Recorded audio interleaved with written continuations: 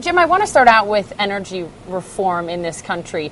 What has happened is that it has fallen behind healthcare reform. It has fallen behind financial regulatory reform. The Senate is yet to take up the legislation, but you say there's momentum in Congress to do so. Well, I think a couple important points.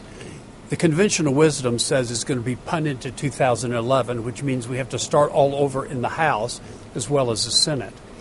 There is an effort by Senators Kerry and Graham from South Carolina and Senator Lieberman to try to put a bipartisan bill together in the Senate. More work to do, but I think it's going to be rather difficult. I think the stunning election, and that's the only way I can describe it with Senator Brown, I think what it's going to translate into in the Senate, which will help energy legislation, you're going to see moderate Democrats become what I would characterize as muscular moderates and take more control and drive the agenda. That increases the probability there'll be a bipartisan approach to energy, and that is good news. You know, what's interesting about you and what I think separates you from a number of other executives that work in your industry is you run a major energy company, the majority of which comes from coal, but you support cap and trade. You met with President Obama on that front in December. Did it appear to you, Jim, at that time that right now we would not be focusing as a country as much on energy reform? I think it's very important that we focus on energy reform and climate because they're inextricably linked.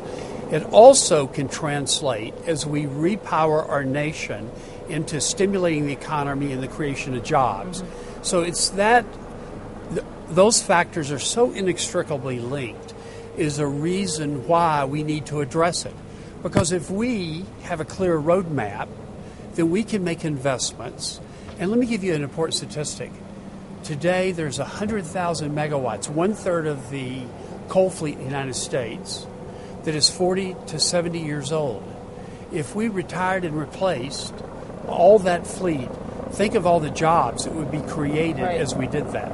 In the wake of the Copenhagen Climate Summit, you were there, you gave a number of speeches there. The majority of people that were there and that judge it as a relative failure. Your take moving forward from the Climate Summit? As you started to see the wall between the developed countries and the developing countries be redefined, and as the BRIC countries broke from the G77, that wall now has a picture window in it. So I think that is a positive. The accord, depending on how people respond to it, is a positive.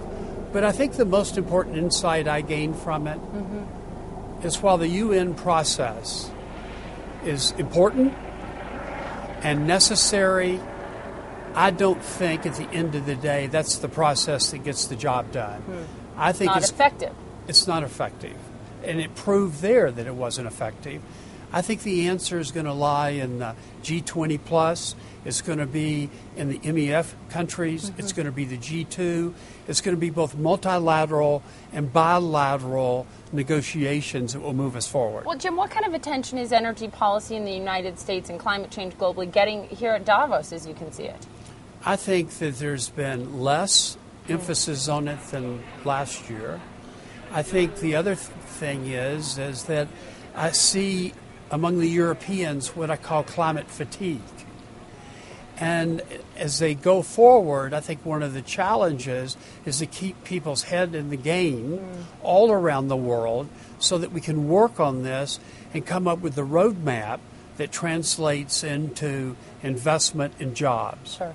Jobs, the critical issue in the United States, certainly the president pushing forward on green energy initiatives to create jobs. Your company is teaming up in China as well as doing business in the United States. You obviously see a very positive outlook for growth in China right now? I think the primary reason that we are partnering, and we have with two Chinese companies, is this. They will scale the technology like carbon capture and sequestration faster than we will. We're doing some technology sharing. We'll both be smarter as a consequence of it. And I also see opportunities for us to co-invest in the U.S. and other regions of the world. Okay, thank you so much, Jim Rogers. Appreciate it.